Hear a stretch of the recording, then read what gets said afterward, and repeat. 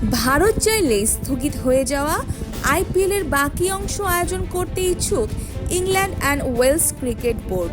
যুক্তরাজ্যের the Guardian জানিয়েছে, BCCI সচিবের সঙ্গে সাহায্যের প্রস্তাব নিয়ে কথা বলেছেন ইসিবির প্রধান নির্বাহী রিচার্ড গোল। ভারত পাকিস্তান চলমান উত্তেজনার কারণে দেশি বিদেশি সব ক্রিকেটারকে বাড়িতে পাঠিয়ে দেওয়া হয়। শীঘ্রই টুর্নামেন্টটি শুরু হওয়ার সম্ভাবনা কম।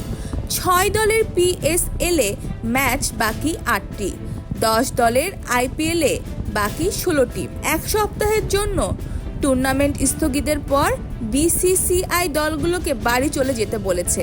এরই মধ্যে ভারত ছাড়তে শুরু করেছে বিদেশি ক্রিকেটাররা। এমন পরিস্থিতিতে এক সপ্তাহ পরই আইপিএল চালু হওয়ার সম্ভাবনা নেই বললেই চলে।